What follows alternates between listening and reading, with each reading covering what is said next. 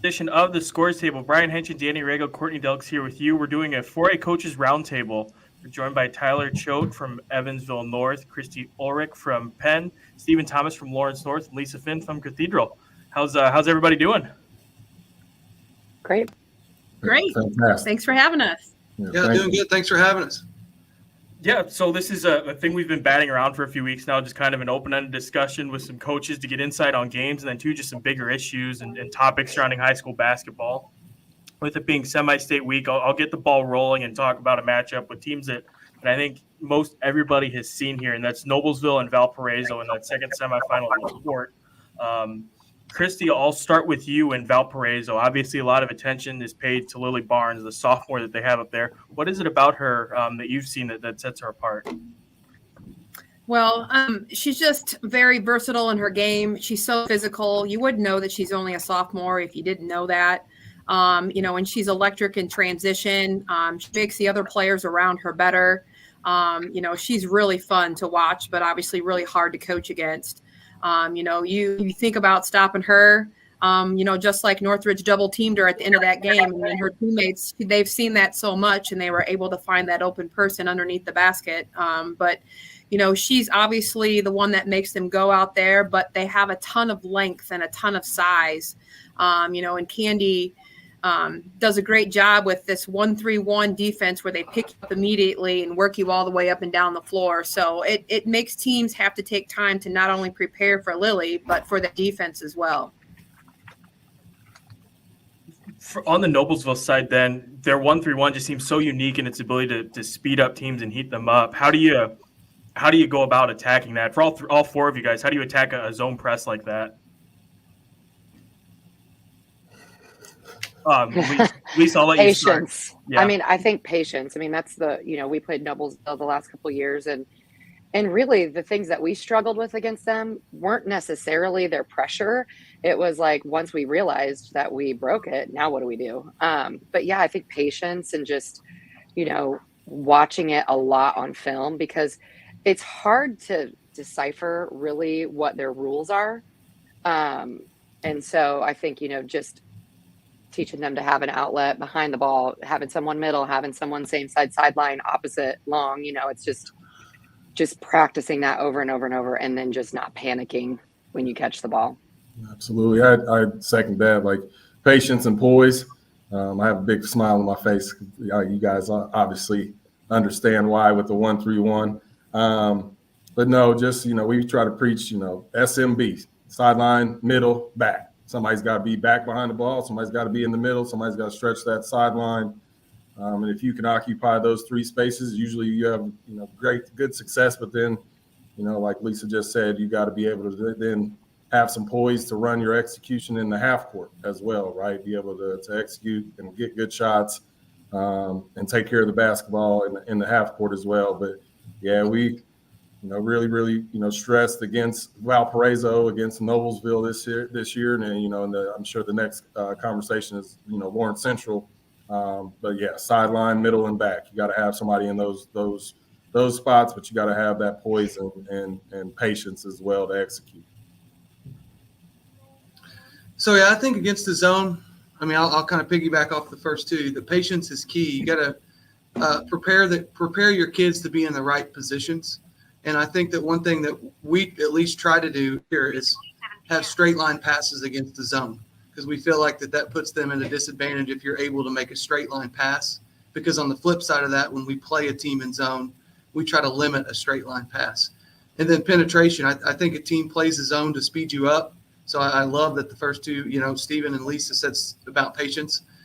A lot of people think that you play a zone, whether it's in the half court or full court, a zone press just to steal the ball. But a lot of time it's to speed you up. So if you put your kids in position and then you emphasize patience, I think you're going to have success, because the defense is at a disadvantage. They're not man up. They don't really know where you are, and they're not necessarily moving exactly where you are. So patience, straight line drive, and tell your kids to finish, to take advantage of them being in the zone is what I would suggest.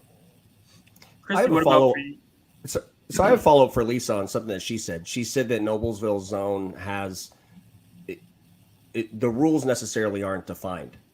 And so when you're preparing for Noblesville specifically, do you try to I guess predict those rules when you're in practice that week, or is it just more of a principle based approach? Yeah, I mean, the way that I kind of approached it is based on who was playing the top, because it looks very different with Meredith Tipner and her lateral speed on top than maybe, someone else. So we just kind of looked at who was, who's going to be the top of that, because, Meredith can get between two people pretty easily.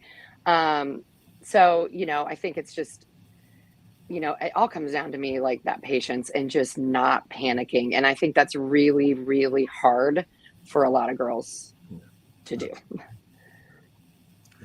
I'm curious, when you're preparing for a team, just any team with their pressure, and this can kind of be a segue to Lawrence Central, are you guys proponents of bringing in an extra player, putting an extra player on the defense? I remember, when St. Louis U was preparing for like VCU and Shaka Smart's press, that was something that they would occasionally do just to simulate that extra pressure, to make up for the lack of athleticism. But at the same time, they didn't want to do it too often, because then the guys are seeing things that they're not used to on the floor and won't face, obviously, in a game situation. So, Kristi, I'll start with you. What's your approach to preparation on this side? We've done that before, where we'll put on an extra girl or two out there, just to try to create some more chaos. So again, they have to try to exhibit the patience and utilizing pass fakes and making sure that we're having our spacing. But we've also brought in boys players from our freshman team, and we'll scrimmage and play against them, which is going to provide some more length and some more athleticism, where we've got to be able to, without putting that extra player on the floor, just that extra length and athleticism, helps us, to be able to simulate what we potentially could see in the actual game. Stephen, what about for you? Same. It just kind of depends on your personnel practice wise, in that, we'll use 6 of our JVs. But at the same time, you want to be able to give your varsity a good look of what spacing will be out there on the floor. A lot of the preparation for us and our staff is we identify that top person, and whether that point person in the 1-3-1 or whatever press of that is whether it's strong or whether it's weak, right? Like if it's strong, they're going to be attacking and trying to trap right away.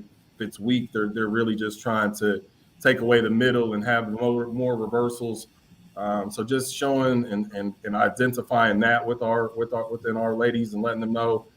We brought in, shout out to our baseball program. We brought in our baseball boys with some athleticism that kind of, are able to use their length and things like that to bother. But it's a lot of just, you and your personnel for us, right? Like us being able to use our strengths and identify the weaknesses within that, whether it be showing them in film, and Huddle does a great job with the different opportunities you can highlight and circle different areas out there on the court.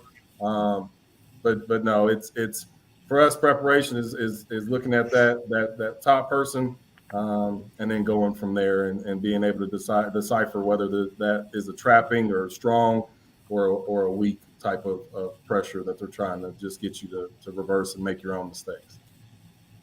Lisa, what about for you? Because obviously with the schedule that you guys play, you run into a lot of teams that seem like they want to play that press and heat the teams up real quick. Well, it's really helpful when you have a senior son that's 6'3" and understands, because he has to listen to you talk about it every single day of his life. But I do use typically a scout team if I can. And, the nice thing about that is a lot of times, it's boys and they can just watch like a clip of film that I show them and just go out and just replicate it. So we use that a lot. And I mean, I've put 6, 7, sometimes 8, like defining where I want them to be on defense, if I'm using JV girls. So we've done a little bit of all of it. So yeah, I think it's just helpful when you can do that. And before I get in trouble with my staff, I do have on staff 4 former players from LN that are with us that get out there to replicate that as well. So before I get myself in trouble, let me throw them out there. They're phenomenal in our scout process and preparation as well. Tyler, what about for you? Yeah, it's the same stuff. I do think it should be mentioned that we're all doing the same stuff and we all struggle with the same teams, because it's very hard to simulate LC's pressure, Noblesville's pressure. So, sometimes we'll put 6 or 7 kids out there. One thing that I also, I had a little trouble this year with our particular program was injuries. I was a little worried of we only had really 6 healthy, what I would call varsity players, one of them getting hurt going against a boy. So it's just trying to balance that a little bit and trying to prepare your team. And when you have 6 or 7 kids out there, sometimes your varsity girls look at you like you're crazy just because they're high school kids, and that's okay. But all those things help. But at the end of the day, your kids have to perform. And I think showing them on film is what's helped us a lot. Short clips. This is what's open. This is how you can beat it. Now you guys have to go do it. But we're not doing anything different than what these other 3 coaches have already mentioned. Yeah, I think too, like, sorry, those guys, the Noblesville, LC, Valparaiso, they thrive on their team chemistry and that stuff. They know exactly where each other are going to be. And when that trap is going to happen, they know body language within their own teammates to get cover space. So they just make it even that much tougher because they know exactly. And we're just trying to replicate, right? We're just trying to put an example out there on the floor with our second units, boys team scouting. That's a team chemistry that they have developed within each other, that they know reads and things like we've said, like that we can't, obviously we're scouting, but they're doing that on a daily basis and created that chemistry, in Noblesville's case, and some of them at a very, very young age. They've been doing this for a while. One of the players left in 4A that I think has the best compete mentality, as we like to call it, and is super competitive, is Reagan Wilson of Noblesville. Just curious on what your guys' thoughts are. As an opposing coach, you want that kid on your team because she's so competitive, but coaching against her, just what your guys' thoughts are on Reagan.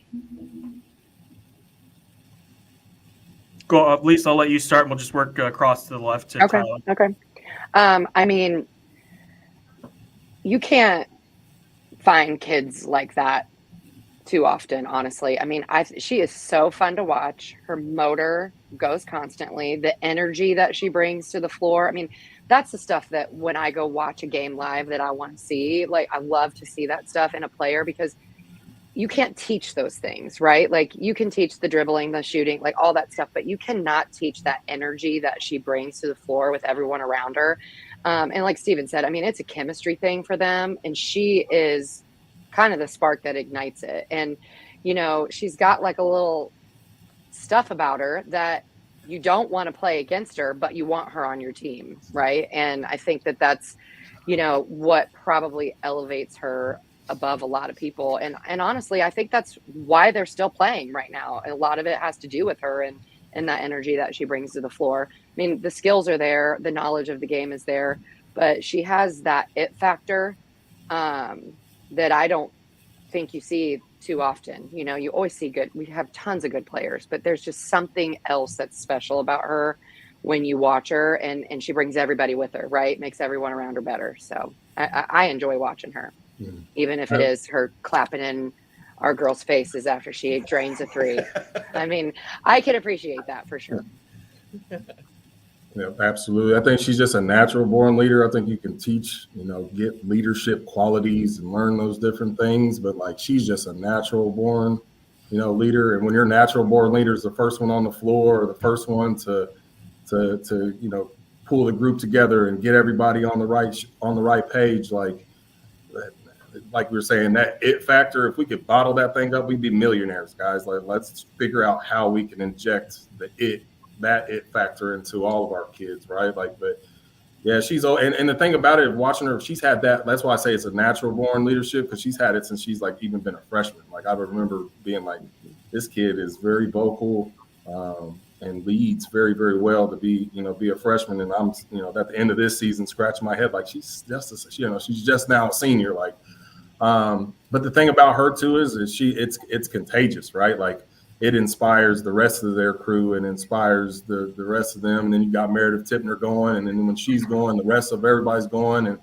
but no, she just she's done a tremendous job for 4 years at Noblesville and being, that leader. And it's something that we talked about in the previous years. Like, you would have thought maybe a little bit of a drop off for Noblesville when they lost Shade, but absolutely not. With the leadership and the it factor that kid Reagan had, they continue to battle, and they're still competing today because of, I believe, her leadership in the locker room and practices, because we played them earlier in the year, and they've just got a ton better and better. And that's exactly, as a coach, what you want is to be playing your best basketball at this time and with your best players leading that charge. And that's what's happening for Noblesville right now.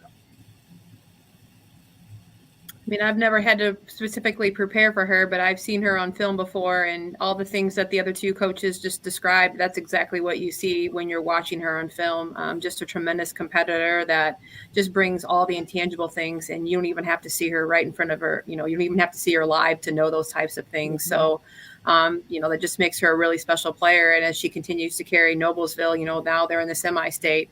The coaches, I agree with him, even though I've never had to prepare for her. So I agree with everything that those three previous coaches said. I'll tell just a quick story. We had a player at Evansville North that played for the Gym Rats. It was a couple summers ago now, and she was not playing for the shoe team, and Danny coached the shoe team.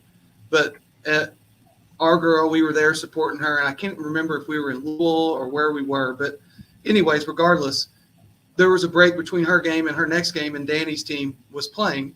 And to be honest, in Evansville, we're not at the level to watch and scout and play Noblesville. We're just not. So I've never seen her as far as preparing for Noblesville or anything like that. But I'm watching Danny's team play, and within 10 minutes, my wife and I, who's my assistant coach, said, "Who is that?"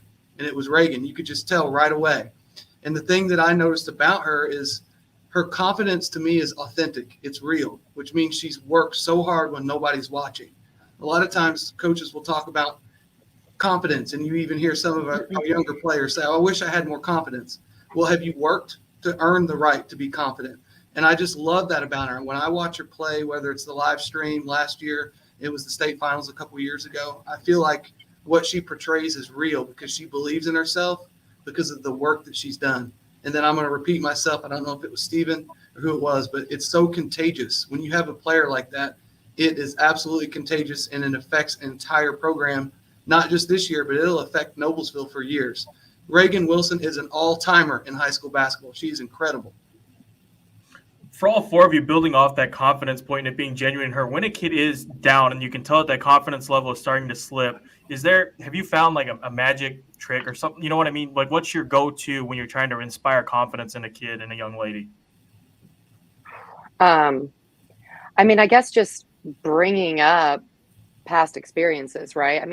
I think girls are just so much harder on themselves a lot than they should be, really. And I think just trying to, talk them through that. But it's hard. And, I think like with the Reagan and that confidence, like she has done that.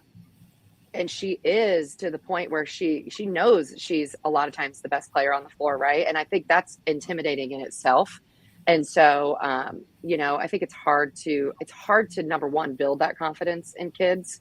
And then again, as it does start to slip, I think you just got to get back to showing them, doing the simple things to help build that confidence. Like go out, play defense, dive for loose balls, do all the things that you can control and hopefully, get your confidence back to where it was. So. Yeah, I think, having that conversation or acknowledging the kid that you see that something's different about them, that's where the relationships and stuff come in. But acknowledging that, hey, I'm noticing something different about you. And then you kind of open the gate to be able to have those conversations. And as Lisa just said, like trying to reconnect them to the things that got them to the point where they were confident is another huge aspect of that as well. For all four of you looking at the 4A South, the team to beat is Lawrence Central. Steven and Lisa, obviously you're pretty familiar with them being in the same section as them. For Kristi and Tyler, I'll ask it more broadly, but just how do you prepare for a team with that much talent and the different things that sets them apart, be it the length, the defensive pressure, their ability to score in so many different ways? Just I'll ask broadly for Kristi and Tyler, and then specifically with LC for Lisa and Steven. And Tyler, I'll let you start for us. Well, obviously it's not an easy preparation. They've only lost one game, and it was a non-Indiana school. So I think that regardless of the team, but in the postseason, you got to take care of the basketball. And when you have someone that's as athletic as LC, if you don't take care of the ball, it's going to be over pretty quickly. So that's number one. You got to figure out a way to slow down. And what I would maybe tell our girls is they can't score if we have the ball. So if you turn the ball over, that's going to lead into easy transitions for them. And then make them make contested shots. And I know that would be easier said than done. but a uncontested shot for their players is going to be a high percentage shot. So try to contain them the best that you can. And then the last thing I would say is keep them off the glass. Offensive rebounding will kill you in the postseason. It's a great way to lose the game, and their athleticism would make that difficult. But if you can keep them from getting extra possessions, it gives you a little bit of a chance. Yeah, I agree with a lot of the things Tyler said, and I think a lot of that comes down to, control what you can control what you can control. So we talked about rebounding, staying locked in, loose balls, slowing and controlling the tempo. Those are all things that you can get your team to be able to control in situations. And obviously knowing that they have an abundant amount of talent, but if you can control those things and play great defense, hopefully you can find yourself, in the game down the stretch. Try to take it one quarter at a time. Don't try to win the game in the first quarter, but try to win it quarter by quarter or be within arm's reach quarter by quarter.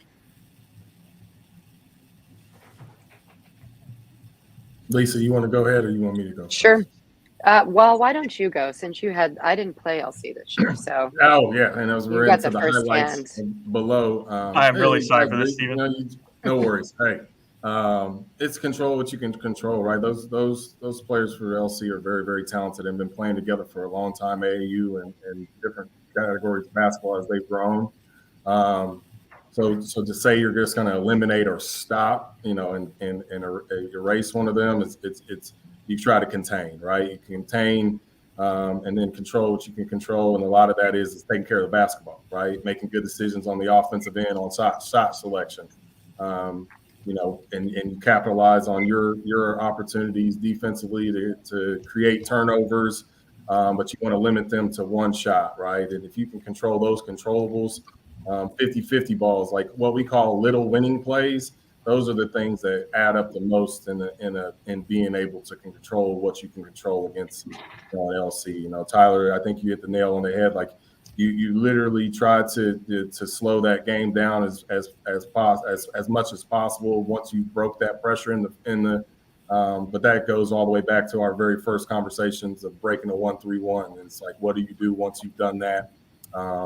But yeah, it's control what you can control, and that's when you have that ball in your hands and being able to run your stuff and confidently do it, and through experiences and all those things that you try to put your players in the best positions to be the best versions of themselves in those moments, and you let the ball roll out there and see what happens, and it's just, again, control what you can control.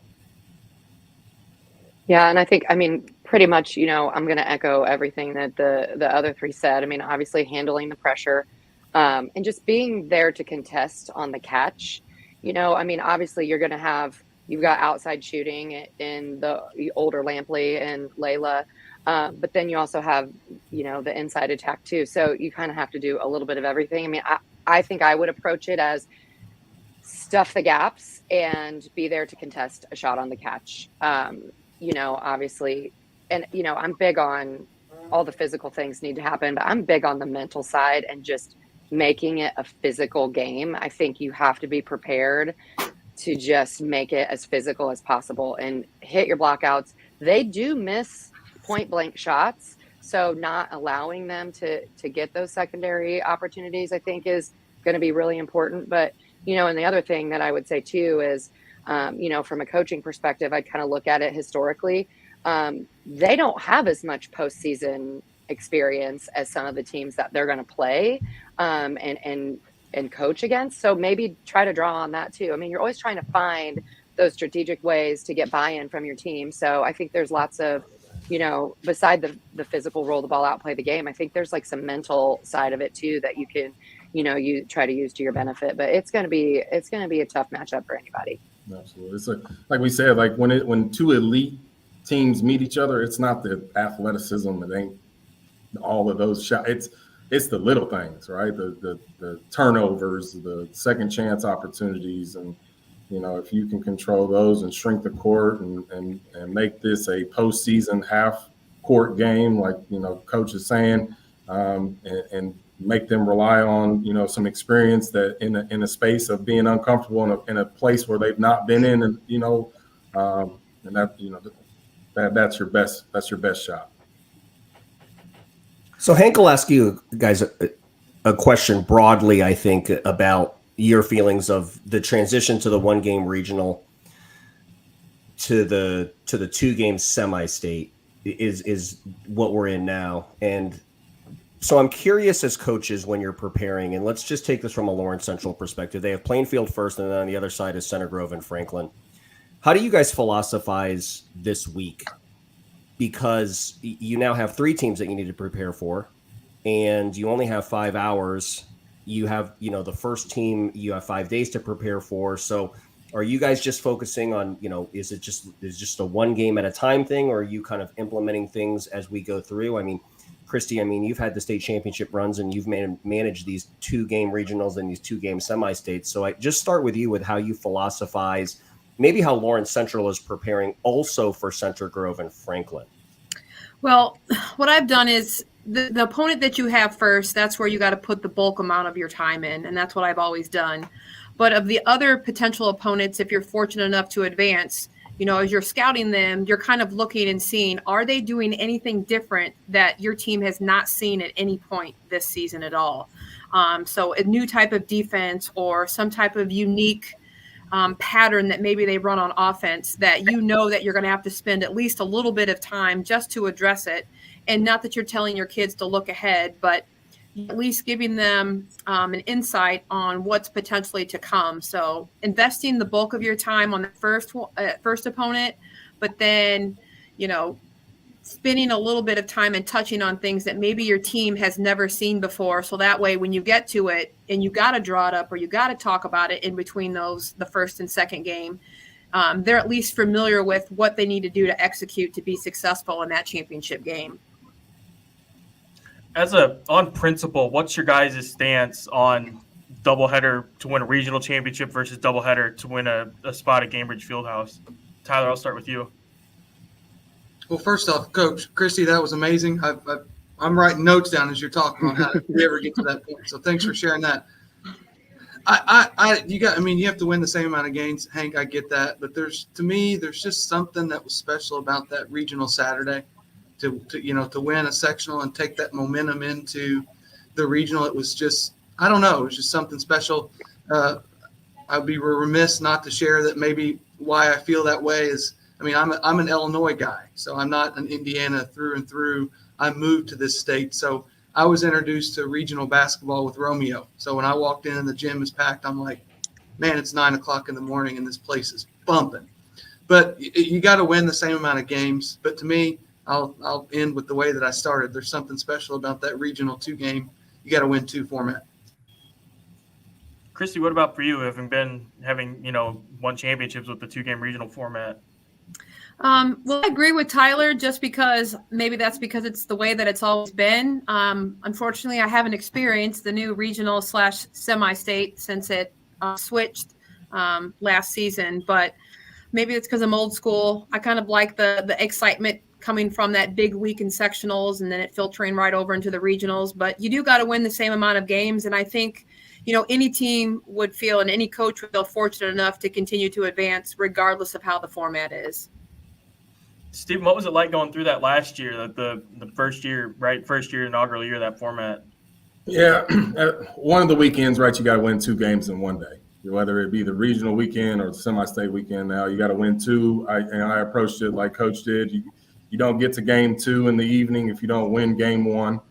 So you put the bulk of your in your preparation into winning that first game, and then you try to make sure that second game you like Coach said, you try to highlight anything that's new, and usually you try to prepare yourself throughout the season for that, right? Like, going to plug Coach Tyler's tournament down in Evansville showcase that we've got to play in the last few years. But you got to play 2 really good games down there. And so we just try to replicate and put our girls in situations that is going to gain on that experience so we can talk about that in between those games, right? Like, hey, we've seen this before. This is a little different. This is how we're going to attack it. But at the end of the day, it's about us and us doing us and taking care of what we do that's got us to this position to win games. But no, I've like I said, you got to win 2 very tough games, whether it be in the regional or now in the semi-state. to get to that end destination downtown. So, but that's just how we do it. And you trust in your staff and being able to break down film of the other three opponents that you might get to play, and then that way you're ready to roll right on huddle with your clips on. This is what we're about to see, and this is what's going to be, a little different in tonight's game. But we got to continue to capitalize on what's got us here, right? What's made us very special to get to these moments. Lisa, I'll pivot the topic to this one, and for all four of you, we'll just go right to left again. If you're commissioner of the IHSA for a day, you carte blanche on everything. What changes are you making to high school girls basketball in Indiana? Gosh, honestly, I mean, I'm so old that regional, semi-state, and state were all 2 games in one day as a player. Honestly, there's nothing specific. I tend to be a rule follower. It's like whatever you put in front of me, like I'm going to take it on, right? I mean, I don't really have an opinion either way on some of this stuff because I always, come from the camp of like, let's just figure it out. Whatever they're throwing at us, we'll find a way. We'll figure it out. There's honestly not really one thing at this point that I feel that strongly about in changing. I've got opinions one way or another on the 2 games one day, the shot clock, all the things that you're probably going to bring up. But for me, I don't get that jammed up about the rules side of it. I kind of just do what I'm told and then go from there. So you pro shot clock or you pro random draw then as a traditionalist? I mean, I wouldn't say I'm pro random draw. I think I definitely could be swayed for the seeding for sure. And we see that in football too. That's a big discussion with football too. But yeah, I think I could probably be swayed to the seeding. The shot clock, I don't know. I mean, I just want to see really good defense. If that makes the defense really, really good, then I'd be all for it, right? Like if you can have like a 30-second possession or 35-second possession of really good defense, then I'm all for it. But like I said, I think I said before we came on, I'm also from the era of 4 people on each side of the free throw lane during a free throw. So what do I know? Stephen, what about you? Like Coach said, you control what you can control, right? The rules are what they are. You roll with them and you keep it moving. Next play, right? Next play. I got my like I said, I got my own opinions about 2 games in one day and how this, is the only tournament setup that I believe that's like where you have to play 2 games in one day. NCAA, no, anywhere else, not really ever do you have to play 2 games to do it. But here in any state of Indiana, you got to earn it. You got to earn it that way, right? That's a part of it. Part of the Hoosier tradition of now of where we are with basketball today. Shot clock, I don't know. I haven't seen too often around the donut of 465 and the teams that we play where somebody's literally held the ball as long as to just stall things out like that. So I'm all for it. Just you put the challenges in front of us and let us coaches know what's expected of us and we'll run with it. So that's my politically correct way of handling that question, I believe. Kristi, I'm expecting you to bring some fireworks now. You're commissioner of the IHSA for a day.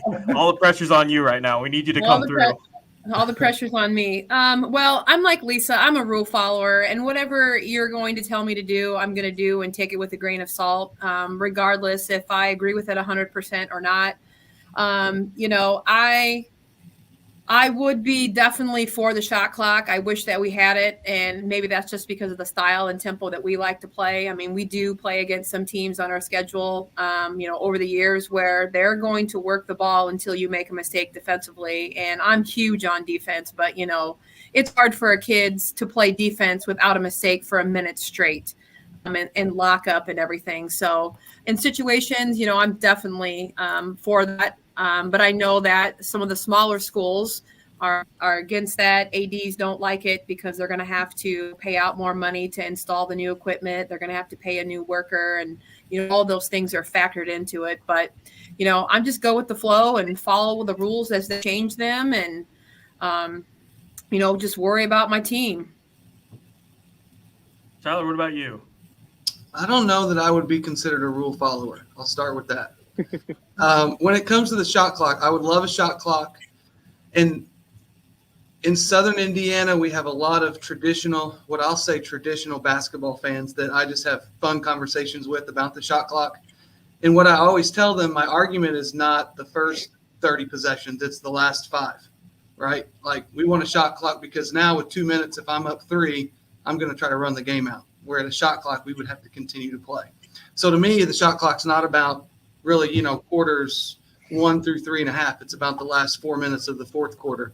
But the biggest thing, and Hank, I think you may know where I'm going to go with this, I would push the start date of girls basketball way back. I think we start too early, and I think we end too early. To have Stevens' team not playing in the middle of February, even though they lost, early in the sectional, to me, that's just kind of silly. I mean, a lot of our teams are eliminated before the Super Bowl. So the interest of basketball, in my opinion, is just starting up. Like, our players, I'm having our end of the season evaluations, and they're coming in talking about Iowa's game tonight and how March Madness is starting and this, that, and the other. I'm like, well, our season's over. They're watching basketball at night and playing tennis in the afternoon after school. I just think that's hurting our numbers, especially in Southern Indiana. We have so many teams that don't even have a JV program right now. So the overall state of girls basketball is healthy, but the numbers, at least in my area, are not healthy. And I think that some of that reason is how soon that we start. And we could go into probably another 40-minute session on that, but I'm not going to go there today.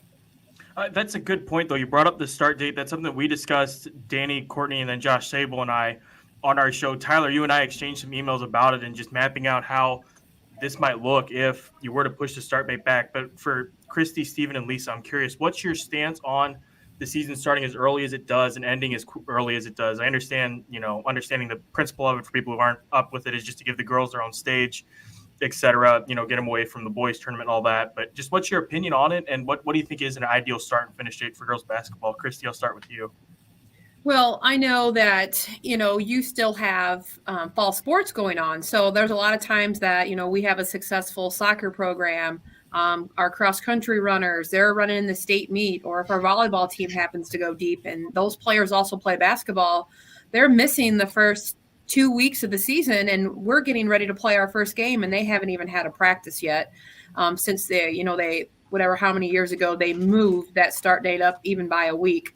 So there's a lot of overlap on that front end, which when you're talking about 3A, 2A, and 1A schools, a lot of those kids do play 2 to 3 sports. Mm-hmm. And there's rescheduling and just chaos going on at the beginning because they haven't had any practices yet. So I would definitely be in favor of them kind of bumping it back by, at least a couple weeks. Maybe we start beginning of November.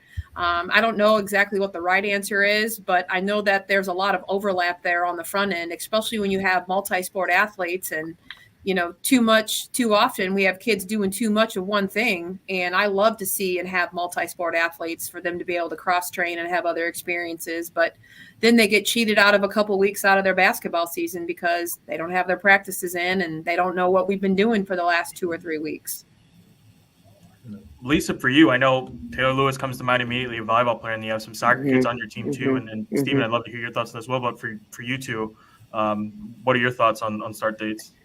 Yeah, I mean, it would help me tremendously. I mean, we're traditionally pretty successful in girls soccer and volleyball. So I usually am missing, this year, 3 of my starters, prior to, we had to push our starting game back a lot.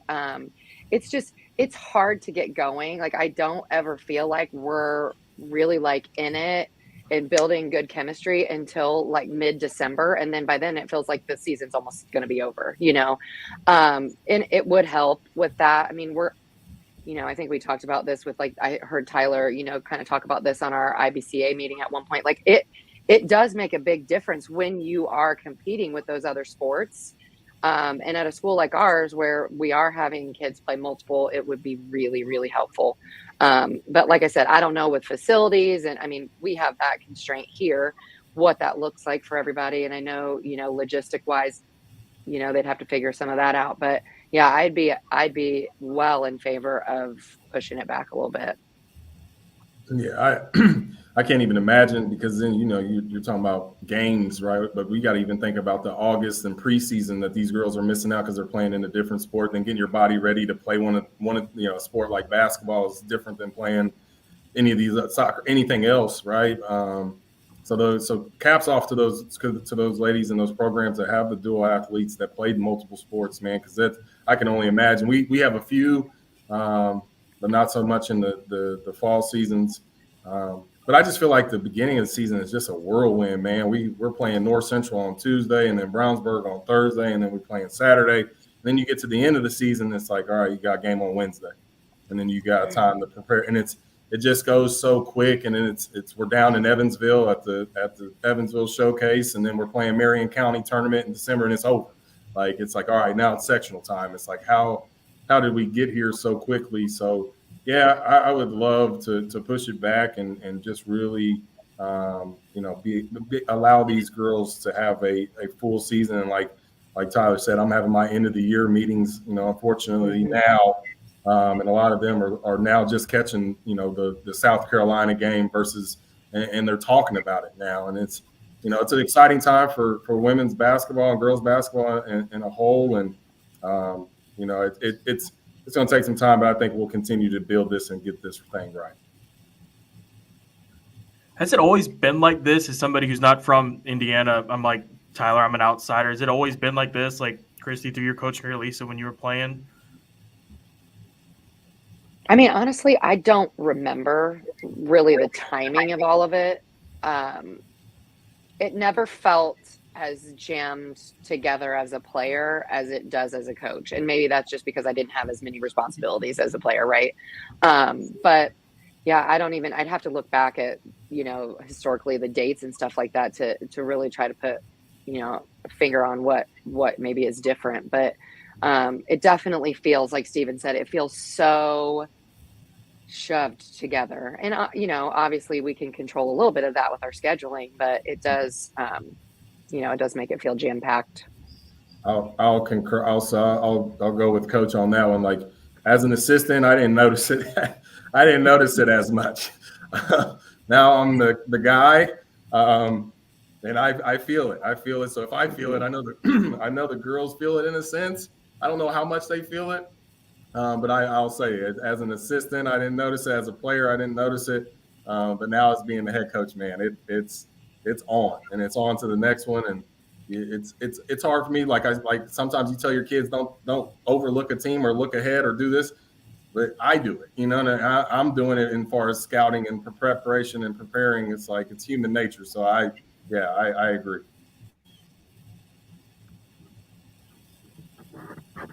I'll transition us out as we move on to semi-state, state championship games.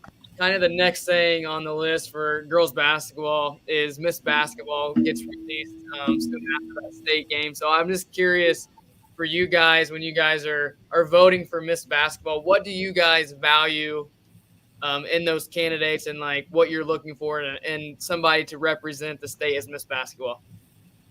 Just real quick too, before you guys, I would also add to maybe share with our listeners what the timeline is, because for us non-IBCA or IHSAA coaches, we don't know how that all works. Are you just getting an email, or do you have a timeline or whatnot? So maybe just kind of add that when you guys explain what your philosophies are on that. Tyler, we'll start with you and work our way to the right. Yeah, so the timeline, you get an email from the IBCA, and that email that when you do your voting is also for the all-star team. So you vote for Miss Basketball and who you think is, on the all-star team.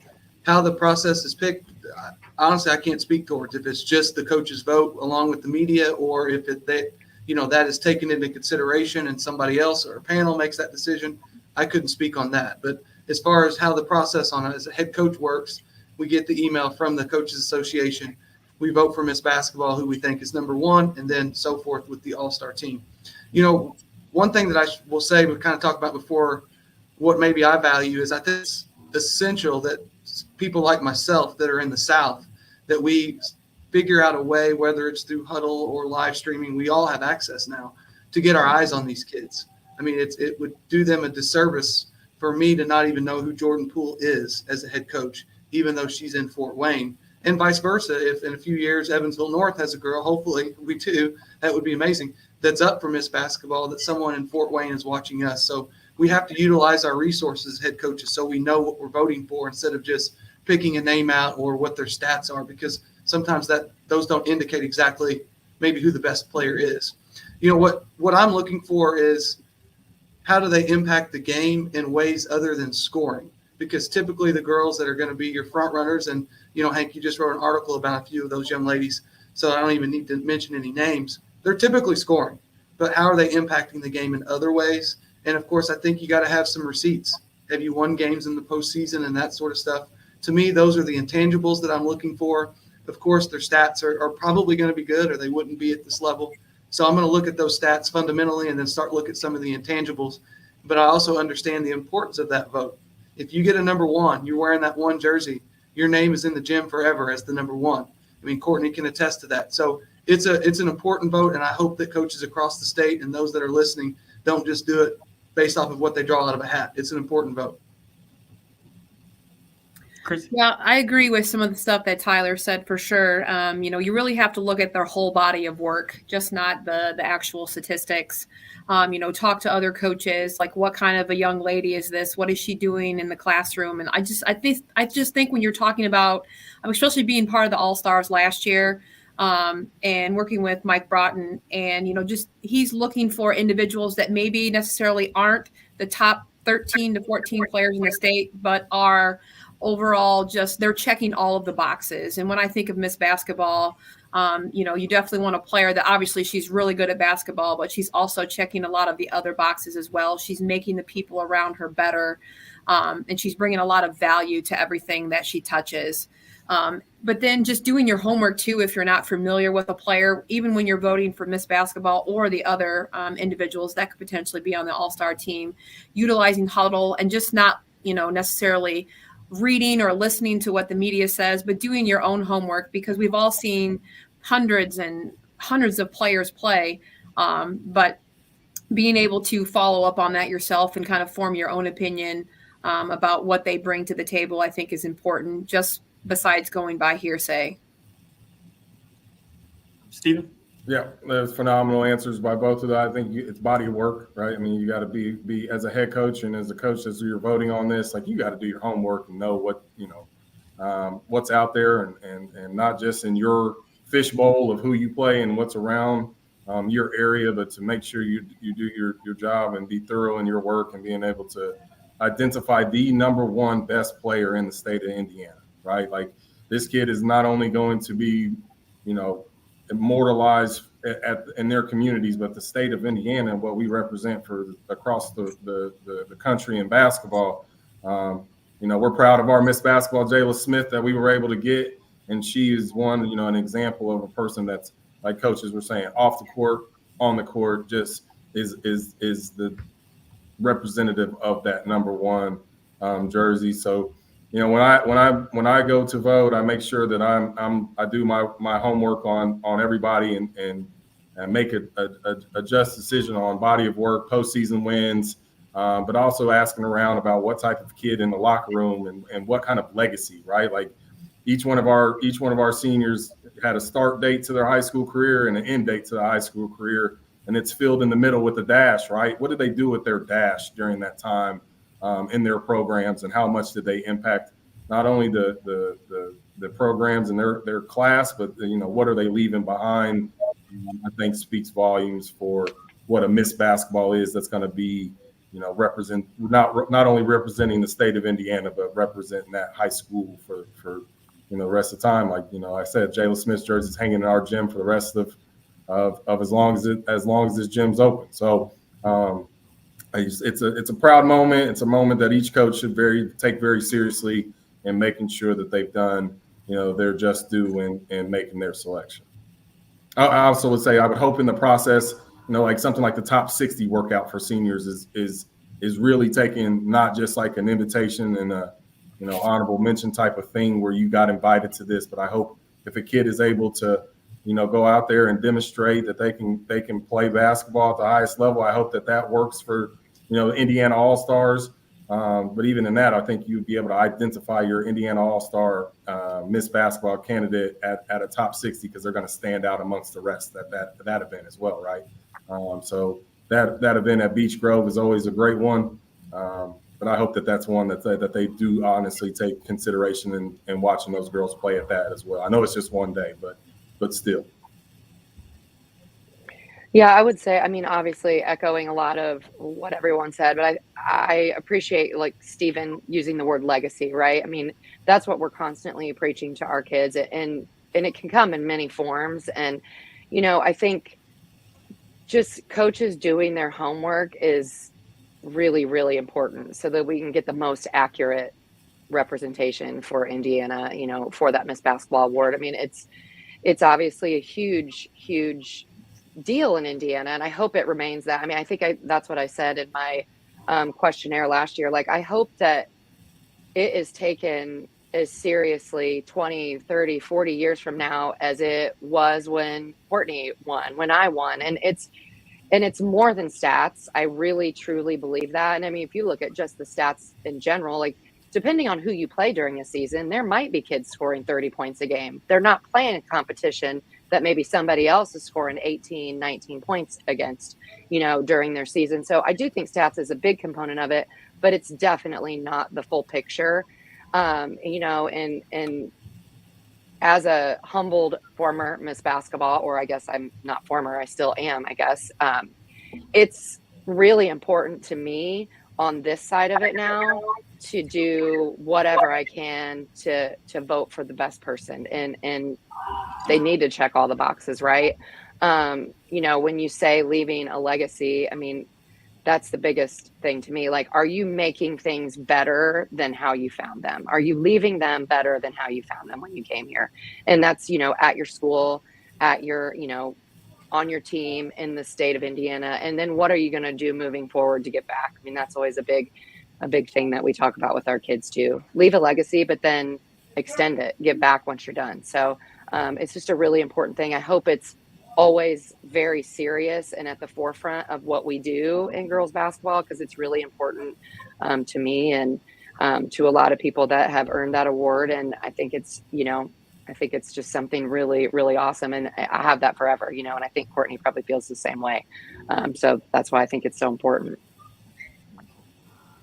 I think just real quick, Hank's going to land the plane here, but I just, on behalf of Sable and on behalf of Courtney and on behalf of Hank, like, thanks for being on here. When we developed this idea for the podcast, we've exceeded our expectations for how much interest there has been. And the goal of this was always to shed light on girls basketball and to grow girls basketball as a whole. But it's impossible to do that without your presence and your support for this podcast. So I just wanted to say thank you for supporting what we're trying to do here and supporting the girls and as leaders in the IHSAA and the IBCA and winning awards and winning games. I think your presence on this says a lot about how you also feel about girls basketball. So thank you from our Scores Table host team, if you will. Yeah. The thanks goes to you guys. I mean, you guys are the ones that created this opportunity. Not too many people were doing this, right? For girls basketball, especially in the state of Indiana, you guys are the first. So thank you for opening this platform, for talking about all of our girls, allowing us the opportunity to come in here and just talk about not just our teams, right, but how great this state is from top to bottom. Such great coaches on this panel. I've not got to play against Coach Kristi at all yet, but know about Penn, know of their success. But no, I just want to reach out and say thank you to you guys for doing this. I was super excited about hearing about it from the very beginning, because I think that this is just going to continue to explode and get bigger and bigger. So I hope you guys, your microphones, you get bigger ones and continue to knock out the podcast. I didn't get mine, Brian. It didn't come in Amazon. I can't tell you how disappointed I am. Steven texted me when we planned this. He's like, I just ordered my microphone from Amazon. It's going to be here. And then he shows up with no microphone. His internet cuts out. Like, I know it. They're just, they got me at Amazon too. I swear if it was my wife, that thing that would have been on the porch the next day. I don't know how they do it. Like, I've signed up with Prime too, like everything. But no, seriously, I wanted to mic up. This is exciting, man. The girls basketball, I've said it, luckily for us in Lawrence, You saw that gym at Cathedral High School. It was, jam packed. So girls basketball in the state of Indiana is booming, and it always has booming. But thank you guys for shedding light and bringing that to a focus. Using the Indy Star and using your different platforms that you guys do. Bringing in Miss Basketball. I see the number 1 jersey behind you, Courtney. To be able to shed light and do those things. And Courtney, I want you to come to my locker room too. I'm next. I need you in the locker room shedding that light. Same. And sharpening iron with, my girls and telling them what's up. But no, thank you guys very much. Yeah, thank you all again. Echoing what Danny said, thank you so much for being here with us and for everything that you all do, Lisa and Steven, especially. I know that I bombard you with emails this time of year and at the beginning of the season. So I appreciate you all going through those mile-long questionnaires that I send out every year, and for everything that you all do for us, Kristi and Tyler as well. Kristi, it's great talking to you and meeting you. Tyler, was great meeting you last weekend, man. All 4 of your programs, I keep an eye on everybody as best I can. It's an honor to cover them, and it's so awesome. As I told you before, you all just do such a wonderful job with these kids, and it's great to see how you're developing those young ladies. But for Lisa Finn, Stephen Thomas, Kristi Ulrich, Tyler Choate, Danny Riego, Courtney Delks, I'm Brian Haenchen. We thank you all so much for watching our first ever Coaches Roundtable.